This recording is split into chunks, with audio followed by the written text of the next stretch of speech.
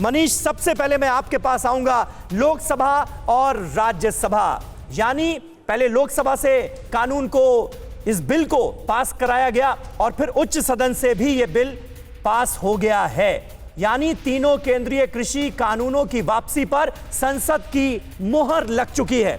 अब ये जो गतिरोध हमें नजर आ रहा है सरकार और विपक्ष के बीच, इसके क्या मायने हैं?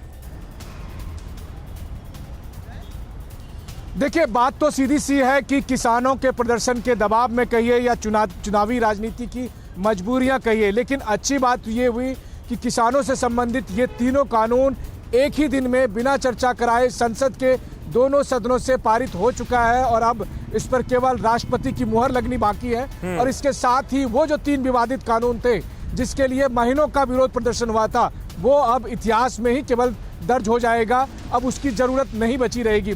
लेकिन बात फिर यहीं से आगे है कि क्या, जो सवाल आपने किया कि क्या ऐसा होने के बाद शीतकालीन सत्र में सरकार और विपक्ष एक दूसरे के साथ बढ़ते हुए संसद का बाकी सत्र सुचारू रूप से चलाएंगे? तो जवाब है नहीं, क्योंकि अगर आज ये खत्म ही हो गया है तो कल कुछ और दूसरे मुद्दे होंगे। और याद रखिए, अभी बहुत सारे मुद्दे बाकी हैं।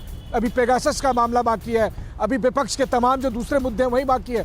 और एक बात जो प्रधानमंत्री ने कही वो बहुत महत्वपूर्ण थी कि कोरोना की तीसरी लहर आ रही है, तो उसको लेकर हमें सचेत रहने की जरूरत है। बिल्कुल। तो वैसी स्थिति में क्या कोरोना को लेकर तैयारियों पर क्या सरकार और विपक्ष एक साथ, तो मुद्दे बहुत सारे हैं, लेकिन हाँ, आज निश्चित तौर पर एक महत्वपूर्ण दिन है कि संसदीय लोकतंत्र में सड़क पर हुए प्रदर्शन की वजह से एक दिन के अंदर दोनों सदनों से किसी विधेयक का पारित हो जाना, यह अपने आप में एक बड़ा इतिहास है। बिल्कुल बिल्कुल सही बात है। सुमंत कुमार भी इस वक्त हमारे साथ मौजूद हैं। सुमंत, अब विपक्ष की रणनीति क्या नजर आ रही है? क्योंकि संयुक्त किसान मोर्चा की तरफ से 6 मांगों की जो फहरिस्त सौंपी गई है प्रधानमंत्री नरेंद्र मोदी को, आज उन्हीं मांगों को आगे बढ़ाती हुई कांग्रेस पार्टी भी नजर आई। जब बात की गई कि एमएसपी पर कानूनी गारंटी चाहिए और 700 किसान जिनकी मौत हुई इस आंदोलन के दौरान, उनके परिवार वालों को मुआवजा दिया जाए।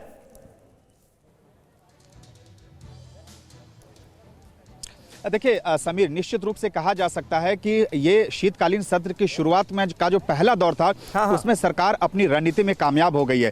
पहले ही सरकार की रणनीति थी, क्योंकि जिस तरह से विपक्षी पार्टियों ने अपने तेवर जता दिए थे कि इस मामले को लेकर वो चाहती है कि सदन में चर्चा हो, चाहे किसानों की मुआवजे की बात हो या इतना लंबा ये किसान आंदोलन चलने की बात हो या जो बाकी मुद्दे हैं उनको लेकर। लेकिन सरकार की रणनीति साफ थी कि किसी भी तरीके से, चूंकि अगर आप देखिए वो साफ तौर से ये कह रहे थे कि इस पर चर्चा कराने की जरूरत नहीं है, जिसपे लोकसभा में जो नेता है कांग्रेस के अधीर रंजन चौधरी, उन्होंने कहा कि नियम की धज्जियां उड़ाई जा रही है। लेकिन अब जिस तरीके से यह बिल दोनों ही सदनों से पास करा लिया गया, तो विपक्ष की जो कोशिश थी कि जब सदन में इस बिल पर चर्चा हो तो उन्हें सरकार को घेरने का मौका मिलेगा, कम से कम पहली बाजी सरकार के हाथ लग गई और विपक्ष फिलहाल हाथ मलता रह गया। लेकिन यह सिर्फ शुरुआत है समीर, पूरा सत्र बचा हुआ है और अब निश्चित रूप से विपक्ष कहीं ना कहीं इस मामले को मुद्दा बनाने की कोशिश करेगी। और दूसरा जो सबसे अहम बात कि अब आगे तो जो जिस तरीके से कल आम आदमी पार्टी ने ऑल पार्टी मीटिंग में जो वॉकआउट किया था, जो सरकार ने जो बिल की लिस्ट जारी किया इस सत्र के लिए, उसमें 25वें नंबर पे जो इलेक्ट्रिसिटी अमेंडमेंट बिल है, विद्युत संशोधन विधेयक, इसे लेकर अब विपक्ष जो है सरकार को घेरेगी। चूंकि पहले ही जो संयुक्त किसान मोर्चा की तरफ से जो 6 मांगे रखी गई थी, उसमें एक ये मांग इस बिल को भी वापस करने को लेकर है। लेकिन अब कहीं ना कहीं विपक्ष की यह कोशिश होगी कि उस विधेयक पर भी सरकार को घेरा जाए। और जी बिल्कुल सही बात है। न्यूज़ टॉप 9 रोज सुबह 7 बजे और शाम 7 बजे सिर्फ TV9 भारतवर्ष पर।